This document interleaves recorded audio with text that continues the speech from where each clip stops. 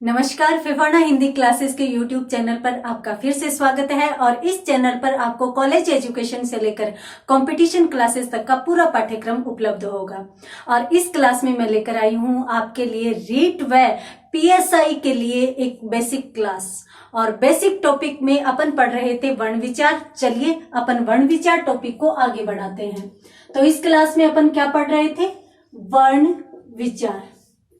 सामान्यतः वर्णों का अर्थ व परिभाषा के बाद अपनों ने शुरू किया था वर्णों का वर्गीकरण। और वर्णों का वर्गीकरण मैंने आपको बताया था कि प्रमुखतया या मोटे तौर पर 5 आधारों में बांटकर किया जाता है। तो उनमें से पहला कौन सा था? मैंने आपको बताया था मात्रा काल के आधार पर या फिर मात्राओं के उच्चारण में लगने वाले समय के आधार पर स्वरों का विभाजन। दूसरा विभाजन अपनों ने देखा था उच्चारण के आधार पर, अर्थात कुछ वर्णों का जो उच्चारण है वो नाक की सहायता से किया जाता है, जबकि कुछ वर्णों के उच्चारण में नाक की सहायता न लेकर सिर्फ मुंह से उच्चारण होता है। तीसरा जो अपनों ने वर्गीकरण पढ़ा था वो था जिह्वा के उत्थापित आधार पर या फिर जिह्वा की क्रियाशीलता के आधार पर। और इस क्रियाशीलता के आधार पर अपनों ने जो पढ़ा था वो 3 भागों में स्वरों को बांटकर पढ़ा था। और उसमें अपनों ने स्वर की पीछे, मध्य और आगे की क्रियाशीलता के आधार पर 3 भागों में बांटा था। उसके बाद अपनों ने जो वर्गीकरण पढ़ा था वो अष्टगोलाई के आधार पर वर्गीकरण है वो पढ़ा था। अष्टगोलाई अर्थात कुछ वर्ण ऐसे होते हैं जिनके उच्चारण में होठ गोल गोल हो जाते हैं, जबकि कुछ वर्ण ऐसे होते हैं जिनके उच्चारण में होठ गोल गोल न होकर इधर उधर फैल जाते हैं। इस प्रकार से ये 4 वर्गीकरण अपन पढ़ चुके हैं। आइए आज शुरू करते हैं 5वां वर्गीकरण। और 5वें वर्गीकरण में मैंने आपको बताया था कि मुखाकृति के आधार पर वर्गीकरण है वो किया जाता है। मुखाकृति के आधार पर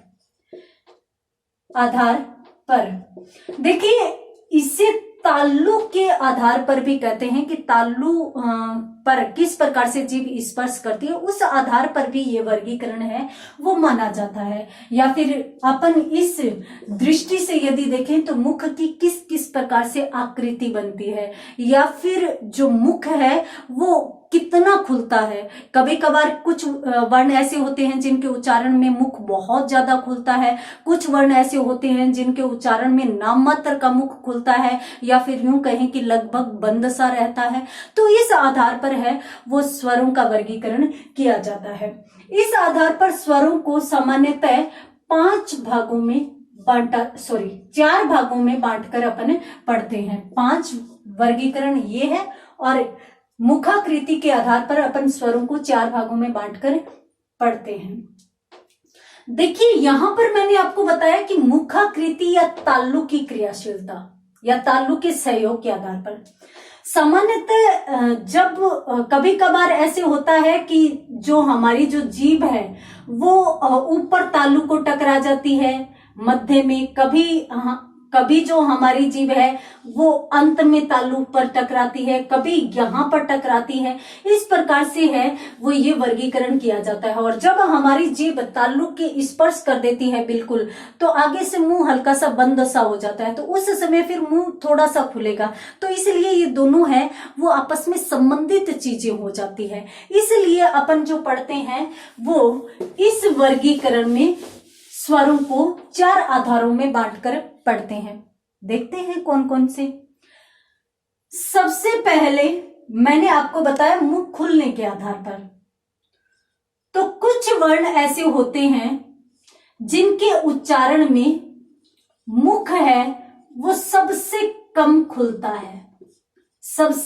खुलता है, या फिर मैं यूं कहूं कि नाम मात्र का खुलता है, या फिर मैं यूं कहूं कि लगभग मुख की स्थिति ऐसी रहती है कि वह बंद सा हो जाता है।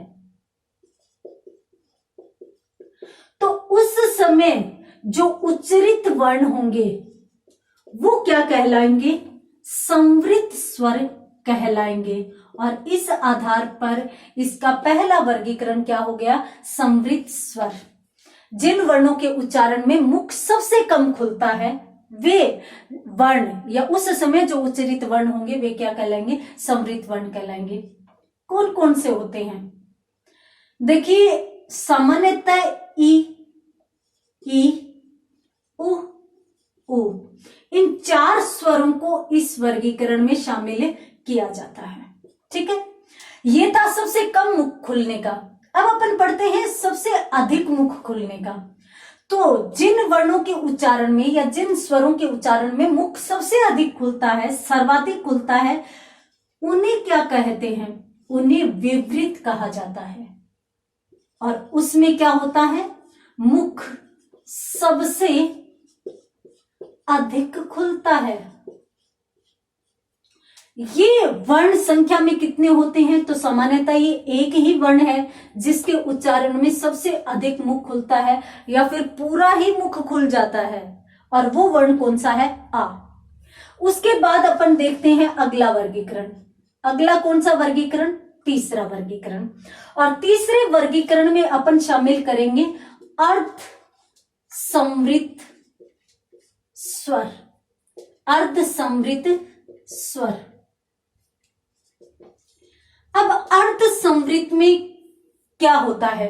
देखिए, अर्ध समृद्ध में जो मुख है वो समृद्ध से थोड़ा अधिक खुलता है। तो समृद्ध से अधिक खुलता है, परंतु जो विवृत या फिर मैं यूं कहूं इसके तुरंत बाद आता है अर्ध विवृत। तो अपन अर्ध विवृत को ही देख लेते हैं। अर्ध विवृत से कम मुख खुलता है।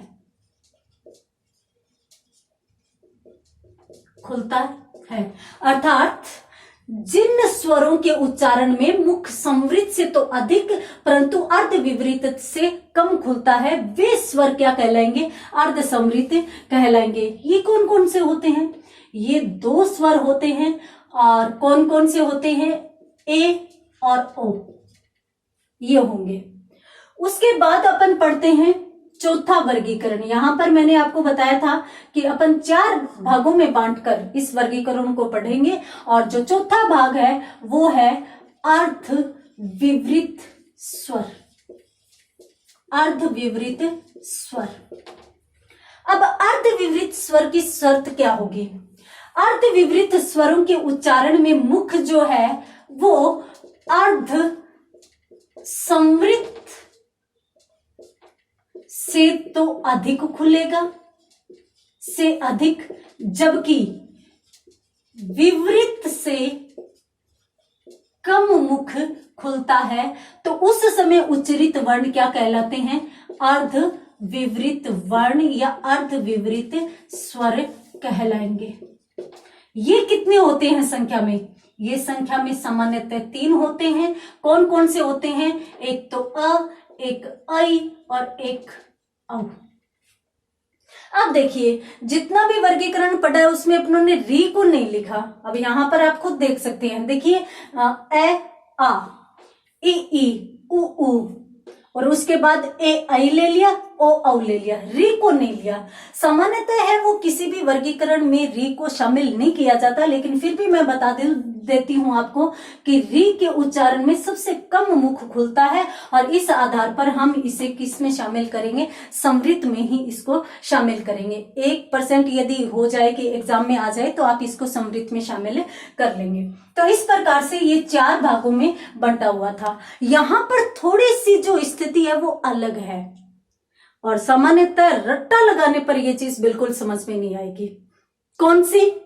देखिए, यहां पर जो विवृत के साथ शब्द लगता है वो भी अर्ध है और समृद्ध के साथ शब्द लगता है वो भी अर्ध है।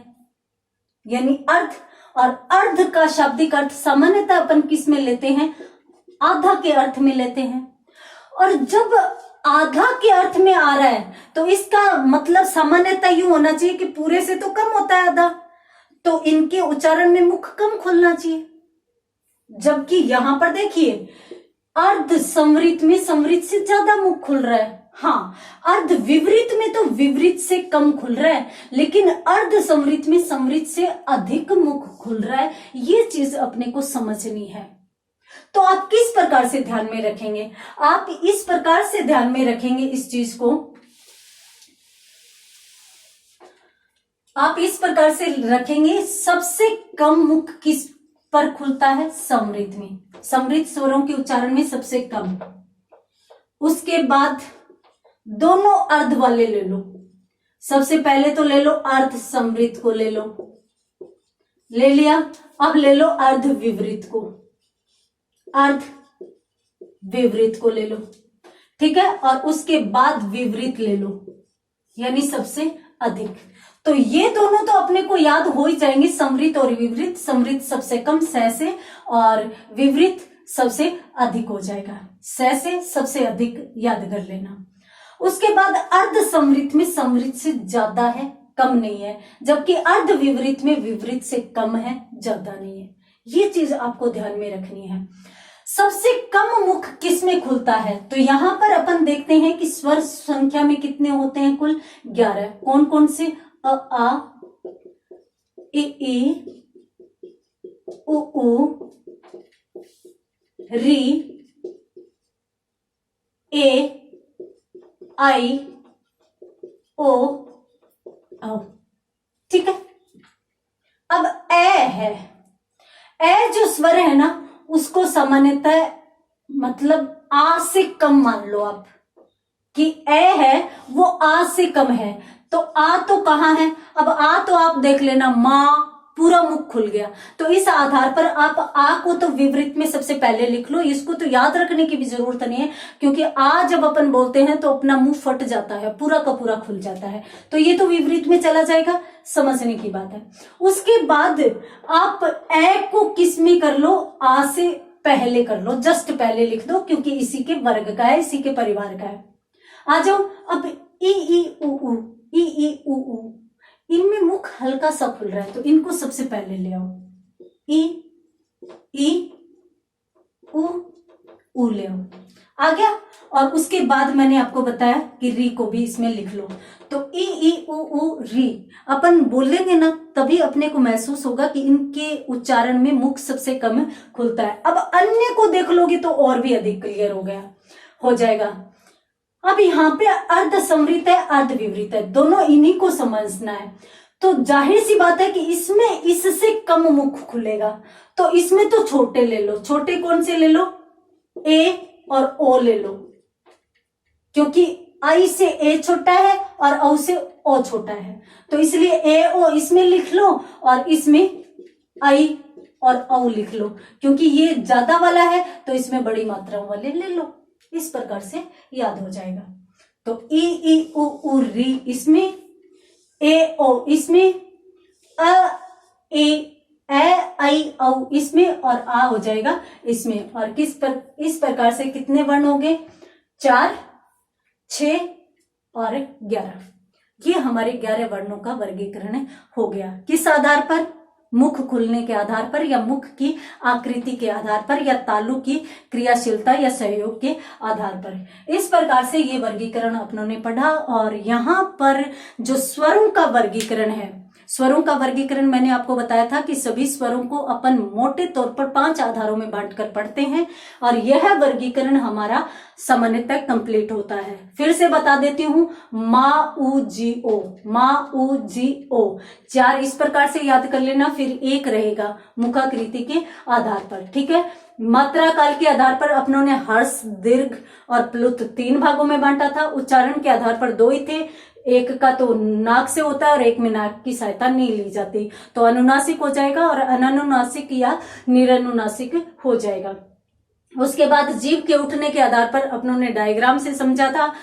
अग्र, मध्य और पश्च 3 भाग होते हैं। गोलाई में होठ गोल गोल होते हैं और नहीं होते, तो इस आधार पर ये वृत्ताकार और अवृत्ताकार, वृत्तमुखी या अवृत्तमुखी, इन 2 भागों में हो जाएगा। और मुखाकृति के आधार पर ये समझने वाली बात थी जो अपनों ने अच्छे से समझा। देखिए यहाँ पर जो मोटे तौर पर स्वरों का जो वर्गीकरण था वो तो अपना पूरा होता है, देखिए, बचपन से आप स्कूल में गए हैं और जैसे आप स्कूल में पढ़ते थे तो आप उस समय को थोड़ा सा याद कीजिए। उस समय अपने को स्वर पढ़ाए जाते थे, है ना? और थोड़ा याद कीजिए, स्वर पढ़ाए जाते थे कौन कौन से? अ आ, इ ई, उ ऊ, रे, ए, आई, ओ, औ, अंग, अह। इसी प्रकार से आपने पढ़े होंगे, इसी प्रकार से हमने पढ़े थे। तो देखिए, ये संख्या में कुल कितने होते हैं? ये संख्या में आप गिनेंगे तो ये 13 हो गए संख्या में, जबकि अपनों ने तो स्वरों को 11 ही पढ़ा है। अब 11 में यहां से लेकर यहां तक तो आ गए, तो ये कहां जाएंगे? ये क्यों पढ़े नहीं गए? देखते हैं क्यों। देखिए, जो अंग और अह है, सबसे पहली बात तो ये अंग और अह है वो मात्र अनुस्वार और विसर्ग का संकेत है। ठीक है, ये ई पर भी लग सकता है, ऊ पर भी लग सकता है, ओ पर भी लग सकता है, औ पर, यानी सभी के सभी स्वरों पर ये लग सकता है, सभी स्वरों के साथ ये आ सकता है। उसी प्रकार से ये जो विसर्ग है, ये विसर्ग को अपनों ने इस रूप में लिखा है, जबकि ये सामान्यतः यही है और ये भी सभी स्वरों के साथ आ सकते हैं। ठीक है, तो यहां पर ये क्या है? अनुस्वार है, और यहां पर ये क्या है? विसर्ग है। और इसकी अभिव्यक्ति का जो तरीका है वो यही माना जाएगा, यदि आप सही तरीके में, सही मायने में हिंदी पढ़ रहे हैं तो आप इसी प्रकार से इसको अभिव्यक्त करेंगे। ये अनुस्वार हो जाएगा और ये विसर्ग हो जाएंगे। इनको अपनों ने स्वरों के साथ क्यों नहीं पढ़ा? इसलिए नहीं पढ़ा क्योंकि इनको व्याकरण की एक अलग श्रेणी में रखा जाता है। कौन सी होती है? अयोगवाह वर्ण, अर्थात इन दोनों को हिंदी में अयोगवाह वर्ण कहा जाता है। क्यों कहा जाता है? क्योंकि ए का मतलब है नहीं, योग का मतलब होता है जोड़ना, ये हम जानते हैं, योग करना, जोड़ना, और ए का मतलब हमेशा नहीं के अर्थ में जाता है। देख लीजिए आप, जैसे समान है, समान का मतलब क्या होता है? बराबर। और यदि मैं इसके आगे ए लगा दूं, ए समान कर दूं, तो इसका मतलब क्या होगा? बराबर नहीं। अर्थात ए का मतलब किस संदर्भ में गया? नहीं के अर्थ में। और ए हमेशा ही, ए जो उपसर्ग है वो हमेशा ही नकारात्मक में जाता है, नहीं के अर्थ में जाता है। अब वाह को यदि अपन देखते हैं तो वाह का मतलब होता है ले जाना या वहन करना। नहीं जोड़कर ले जाया जा सकता। किसके साथ? अब आपकी और मेरी तो बात हो नहीं रही है, यहां पर अपन बात कर रहे हैं स्वरों की, और यहां पर अपन वर्णों की बात कर रहे हैं। अपना टॉपिक कौन सा चल रहा है? वर्ण विचार। और वर्ण की कितनी श्रेणियां है? 2 है। कौन कौन सी? एक स्वर है तो दूसरी तरफ व्यंजन है। तो इनको जोड़कर नहीं ले जाया जा सकता। किसके साथ नहीं ले जाया जा सकता? न स्वरों के साथ ले जाया जा सकता और न ही व्यंजनों के साथ ले जाया जा सकता। इसीलिए इनको न तो स्वरों के वर्गीकरण में पढ़ा जाएगा और न ही इनको व्यंजनों के वर्गीकरण में पढ़ा जाएगा।